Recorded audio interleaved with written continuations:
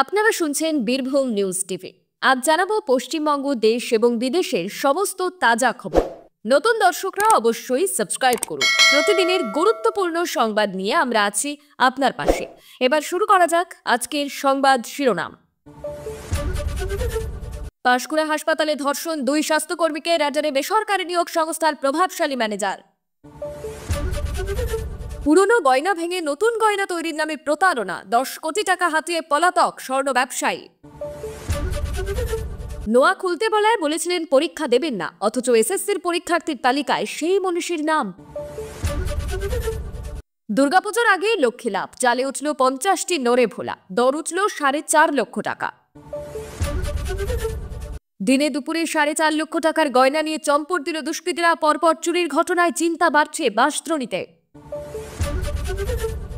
পুড়ে ছাই 12টি দোকান, বিধ্বংসী আগুন গিলে খেল সন্তোষপুর স্টেশন চত্বর।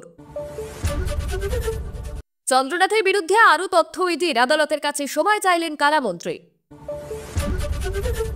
বেনজল রুখতে মরিয়া সাংসদ, তৃণমূলে যোগদান নিয়ে কড়া নির্দেশ খলিলুরের।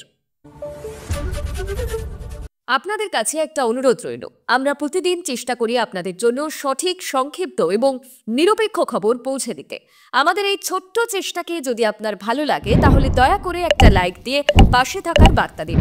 আপনার একটা লাইকই আমাদের আগামী দিনের অনুপ্রেরণা। এবার এক এক করে দেখে নেব বিস্তারিত খবর।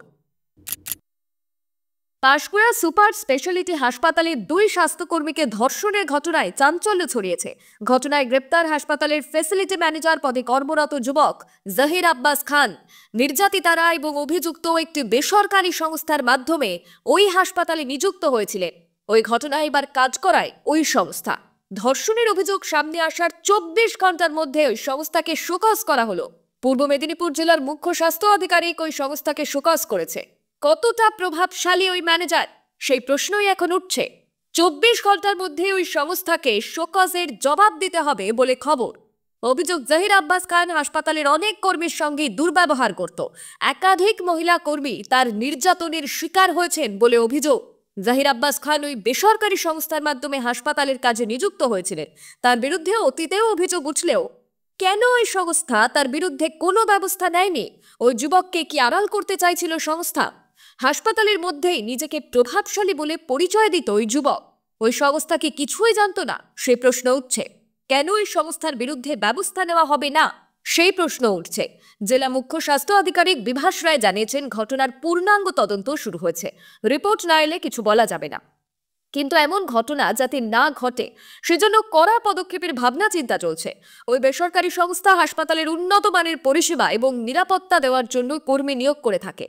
ওই কর্মী যদি এমন নক্কারজনক ঘটনা ঘটায় তাহলে হাসপাতালের অন্যান্য কর্মী, রোগীদের নিরাপত্তা নিয়েও প্রশ্ন থাকবে। হাসপাতালের তরফেও তদন্ত শুরু হয়েছে। ওই হাসপাতালে বেসরকারি সংস্থার মাধ্যমে স্বাস্থ্যকর্মীর কাজে নিযুক্ত ওই 2 তরুণী। অভিযুক্ত শেখ জহির আব্বাস খান ওই হাসপাতালেরই ফ্যাসিলিটি ম্যানেজারের পদে কর্মরত। অভিযোগ, গত 14 তারিখ কোনো এক ছুতোয় ওই মহিলা কর্মীকে ডেকেছিল ওই যুবক।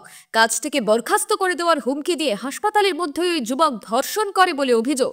কাউকে কিছু না জানাতে ভয় দেখানো হয়। সোমবার ওই ঘটনাটি সামনে আসে। গতকালই এক নির্যাতিতা থানায় লিখিত অভিযোগ দায়ের করেন। অপরজন এখনও থানায় লিখিত অভিযোগ করেননি বলে খবর। অভিযুক্তকে গতকালই গ্রেপ্তার করা হয়েছে। আজ মঙ্গলবার ধৃতকে তমলুক আদালতে তোলা হয়। এদিনও হাসপাতাল চত্বরে উত্তেজনা রয়েছে। হাসপাতালের বাইরেও বিক্ষোভ চলে। এদিকে পুরনো সোনার গয়না ভেঙে নতুন গয়না তৈরি করতে তার দোকানে আসতেন গ্রাহকরা। তাদের কাছ থেকে পুরনো সোনার গয়নাই নিতেন তিনি। তারপর নতুন গয়না তৈরির জন্য সময় নিতেন কিছুটা। কিন্তু দিনের পর দিন কেটে গেলেও গ্রাহকরা নতুন গয়না পাননি। ওই স্বর্ণ ব্যবসায়ীর কাছে গেলেই বলতেন আর কয়েকদিন, তারপরেই নতুন গয়না দেবেন। শেষে পরিবার নিয়ে গা ঢাকা দিয়েছেন ওই স্বর্ণ ব্যবসায়ী। তার বিরুদ্ধে থানায় অভিযোগ দায়ের হয়েছে। অবশেষে আদালতের নির্দেশে ওই স্বর্ণ ব্যবসায়ীর দোকানটি সিল করল প্রশাসন। ঘটনাটি পশ্চিম মেদিনীপুরের বেলদার। পুলিশ জানিয়েছে, পলাতক ওই স্বর্ণ ব্যবসায়ীর নাম কৌশিক কর্মকার। গ্রাহকদের প্রায় 10 কোটি টাকা মূল্যের সোনার গয়না হাতিয়ে পালানোর অভিযোগ উঠেছে তার বিরুদ্ধে। পশ্চিম মেদিনীপুরের বেলদা এলাকায় তার বাড়ি। ওই ব্যবসায়ী এবং তার পরিবারের বিরুদ্ধে 2টি থানায় অভিযোগ দায়ের হয়েছে। একটি কোলাঘাট থানায় এবং অন্যটি বাঁকুড়া থানায়। গত 15 দিন ধরে নিখোঁজ বেলদার ওই স্বর্ণ ব্যবসায়ী। পরিবার সহ তিনি পলাতক। গ্রাহকদের অভিযোগ, নতুন গয়না বানাতে নিজেদের পুরনো সোনা জমা দিতেন তারা। এরপর গয়না চাইতে গেলেই নানান অজুহাত দিতেন। এরপর বেশ কিছুদিন আর দোকানে আসতে দেখা যায়নি কৌশিককে। দোকান বন্ধ ছিল। বাড়িতে গিয়েও দেখা পাওয়া যায়নি স্বর্ণ ব্যবসায়ী। আদালতের নির্দেশে মঙ্গলবার ওই স্বর্ণ ব্যবসায়ীর দোকান এদিন সিল করে প্রশাসন।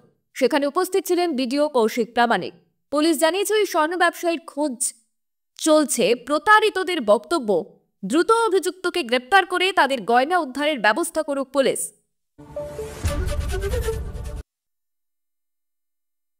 একাদশ দ্বাদশ শ্রেণীতে শিক্ষক নিয়োগের পরীক্ষা দিতে এসেছিলেন, কিন্তু তাকে পরীক্ষা হলে ঢোকার আগে নাকি খুলতে বলা হয়েছিল হাতের নোয়া। তিনি তা করতে অস্বীকার করেছিলেন। শেষমেশ নাকি তিনি পরীক্ষা না দিয়েই বাড়ি ফিরেছিলেন। কিন্তু এসএসসির তালিকায় ধরা পড়ল অন্য ছবি। এসএসসির পরীক্ষার্থীর তালিকায় রয়েছেন মনীষা শিকদার। পরীক্ষা হলে সই করে পরীক্ষায় বসেছেন তিনি। আর তাই নিয়ে সুর চড়িয়েছেন আইনজীবী কল্যাণ বন্দ্যোপাধ্যায়। তার অভিযোগ, পরীক্ষা হলের বাইরে অনেক প্রতিবাদ করেছেন, অথচ পরীক্ষাটা ঠিকই দিয়েছে। কল্যাণের কথায় মনীষা শিকদার প্রেসের কাছেও সব বলেছিলেন যাতে প্রচার হয়, কিন্তু তিনি ফিরে গিয়ে আবার পরীক্ষাও দিয়েছেন। যদি পাশ করেন তাহলে চাকরি পাবেন।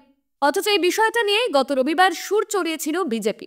বিজেপি নেতৃত্বের দাবি ছিল নোয়া খুলতে বলা হচ্ছে, কিন্তু হিজাব তো খুলতে বলা হচ্ছে না।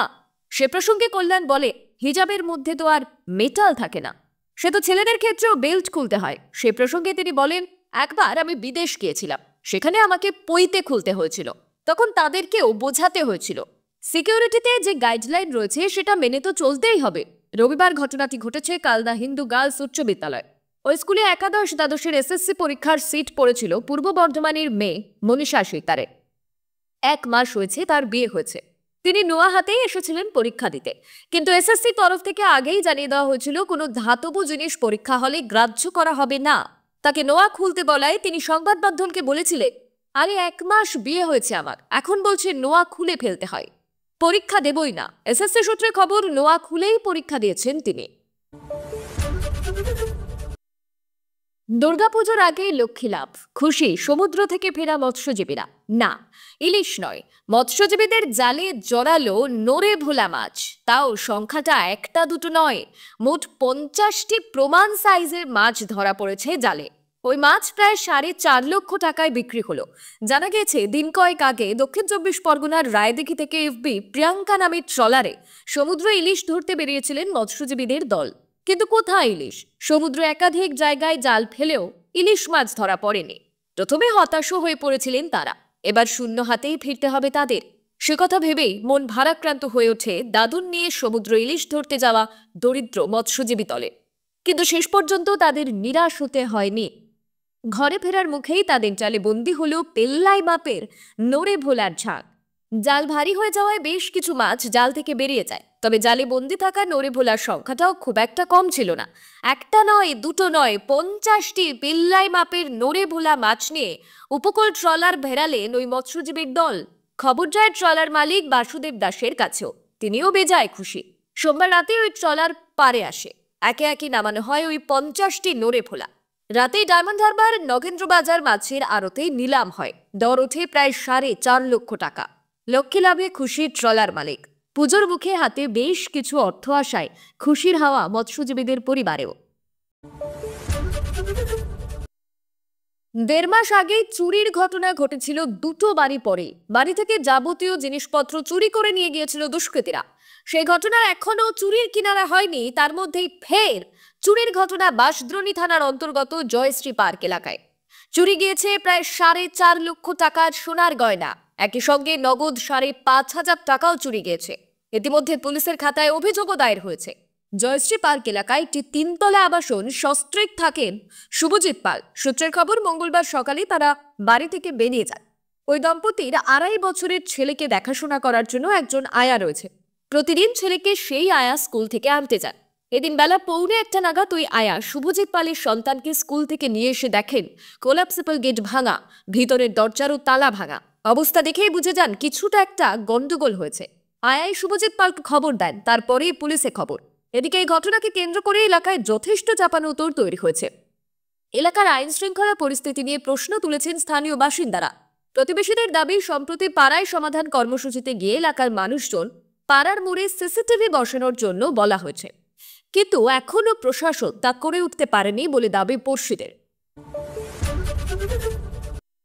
চারপাশ ঢেকেছে ধোঁয়ায়, সন্তোষপুর স্টেশন চত্বর গিলে খাচ্ছে বিধ্বংসী আগুন। ইতিমধ্যেই ঘটনাস্থলে পৌঁছে গিয়েছে দমকলের 2টি ইঞ্জিন। আগুনের জেরে বিঘ্নিত হয়েছে ট্রেন চলাচল, কিন্তু কিভাবে এই আগুন লাগলো তা এখনো জানা যায়নি। এদিন প্রত্যক্ষদর্শীরা বলেন, সকালে সন্তোষপুর স্টেশন সংলগ্ন এলাকায় একটি দোকানে প্রথম অগ্নিকাণ্ডের ঘটনা ঘটে। বালতি বালতি জল নিয়ে এগিয়ে যান তারা, কিন্তু আগুন নিয়ন্ত্রণে আসে না, উল্টে তার নিমেষে ছড়িয়ে পড়ে আশেপাশের এলাকায়। স্টেশন চত্বর জুড়ে বেশ কিছু ঝুপড়ি এলাকা থাকায় সহজেই আগুন ছড়িয়ে পড়ে লেলিহান শিখা, হয়ে ওঠে আরও বিধ্বংসী। তখনই খবর দেওয়া হয় দমকল বাহিনীকে। কোনো একটি দোকানের গ্যাস সিলিন্ডার থেকে আগুনের উৎপত্তি বলে প্রাথমিকভাবে মনে করছে দমকল বাহিনী।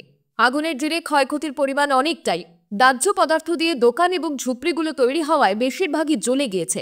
স্থানীয় সূত্রে জানা গিয়েছে, পুড়ে ছাই স্টেশন সংলগ্ন 12টি দোকান। তবে হতাহতের কোনো ঘটনা ঘটেনি।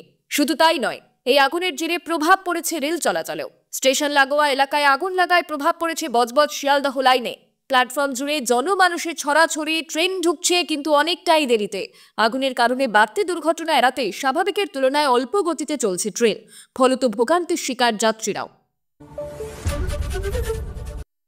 প্রাথমিক নিয়োগ দুর্নীতি মামলায় ফের চাপে রাজ্যের কারামন্ত্রী চন্দ্রনাথ সিনহা। মঙ্গলবার কলকাতার বিশেষ আদালতে হাজিরা দেন তিনি। সেই শুনানিতে তার বিরুদ্ধে নতুন তথ্য এবং প্রমাণ পেশ করল এনফোর্সমেন্ট ডিরেক্টরেট অর্থাৎ ইডি। সূত্রের খবর, বীরভূমে জমি সংক্রান্ত নথিপত্র এবং সন্দেহজনক লেনদেনের তথ্য আদালতে জমা দিয়েছে কেন্দ্রীয় সংস্থা।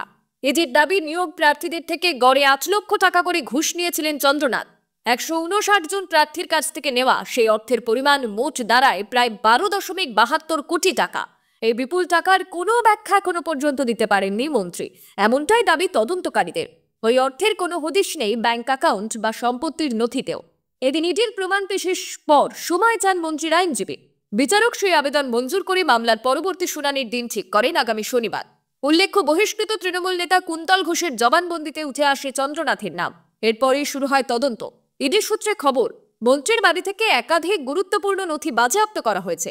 তবে এই মামলায় গত সপ্তাহে আত্মসমর্পণ করে জামিন পেয়েছেন চন্দ্রনাথ। আদালত শর্ত দিয়েছে তাকে কলকাতা এবং নিজের বিধানসভা কেন্দ্র ছেড়ে কোথাও যেতে পারবে না এবং তদন্তে পূর্ণ সহযোগিতা করতে হবে। সব চোখ এখন শনিবারের শুনানির দিকেই। চন্দ্রনাথকে দিতে পারবেন 12.72 কোটির হিসেব, নাকি উঠবে জামিন খারিজের প্রশ্ন? কে যে কখন দলের পতাকা ধরে নেতাদের পাশে দাঁড়িয়ে যাচ্ছেন মঞ্চে, তা জেলা সভাপতিও সবসময় জানতে পারছেন না। তাই এই বেনজল রুখতে এবং দলের ভাবমূর্তি স্বচ্ছ রাখতে যখন তখন যাকে খুশি দলে যোগদান করানো যাবে না বলে কড়া বার্তা দিলেন জঙ্গিপুর সাংগঠনিক জেলা তৃণমূল সভাপতি সাংসদ খলিলুর রহমান নিজেই। জঙ্গিপুর সাংগঠনিক জেলার সমস্ত বিধায়ক, ব্লক সভাপতির উদ্দেশ্যে সোমবার জারি করা নির্দেশিকায় অন্য রাজনৈতিক দল থেকে কেউ তৃণমূলে যোগদান করতে চাইলে কিভাবে তা করাতে হবে তা বিস্তারিতভাবে উল্লেখ করেছে। নির্দেশিকা না মেনে চললে তা অত্যন্ত গুরুতরভাবে বিবেচনা করা হবে বলে সাফ জানানো হয়েছে নির্দেশিকায়। জঙ্গিপুর সাংগঠনিক জেলায় বেশ কিছুদিন ধরে স্থানীয় স্তরে বিভিন্ন পর্যায়ের নেতারা বিভিন্ন রাজনৈতিক দল থেকে নেতাকর্মীদের তৃণমূলে যোগদান করাচ্ছিলেন।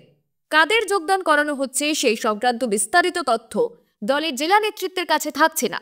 এমনকি অভিযোগ উঠছে, দলের বিধায়করা তৃণমূলে যোগদান করালেও সেই সংক্রান্ত তথ্য জেলা নেতৃত্বকে জানাচ্ছেন না। রবিবার বিকেলে ফরাক্কা ব্লকের বেওয়া 2 অঞ্চলের তিলডাঙ্গায় বিধায়ক মনিরুল ইসলাম এবং রাজ্য সংখ্যালঘু সেলের সভাপতি বিধায়ক মোশাররফ হোসেনের হাত ধরে বিভিন্ন রাজনৈতিক দল থেকে কয়েকশো কর্মী সমর্থক তৃণমূল কংগ্রেসে যোগদান করেছিলেন। অভিযোগ, সেই যোগদান সংক্রান্ত কোনো তথ্য সাংগঠনিক জেলা সভাপতি খলিলুর রহমানের কাছে ছিল না। তিনি জানান, যোগদানের কোনো তথ্যই তাকে জানানো হয়নি, এমনকি তাকে যোগদান সভায় যাওয়ার জন্য আমন্ত্রণও জানানো হয়নি। এই ঘটনায় ক্ষুব্ধ সাংগঠনিক জেলা সভাপতি দলের সমস্ত শীর্ষ নেতৃত্বের উদ্দেশ্যে একটি কড়া নির্দেশিকা জারি করে এবং সেই নির্দেশিকা পালন না করা হলে তা অত্যন্ত গুরুতরভাবে বিবেচনা করা হবে বলে লিখিতভাবে হুঁশিয়ারি দিয়েছেন তিনি। যদিও খলিলুর রহমানের এই নির্দেশিকা সামনে আসার পরে দলের মধ্যেই কানাঘুষো শুরু হয়েছে। জঙ্গিপুর সাংগঠনিক জেলার চেয়ারম্যান বিধায়ক জাকির হোসেন বলেন, কলকাতায় বৈঠকের সময় এই সংক্রান্ত কোনো বিষয় নিয়ে আলোচনা হয়নি। সাংগঠনিক জেলা সভাপতি এই নির্দেশিকা জারি করার আগে আমাকে কিছুই জানাননি। কেন এই নির্দেশিকা জারি করেছেন তা উনিই বলতে পারবেন। নবগ্রামের বিধায়ক কানাই চন্দ্র মণ্ডল জানান, আমার ধারণা উনি দলের শীর্ষ নেতৃত্বের নির্দেশে এই নির্দেশিকা জারি করেছেন।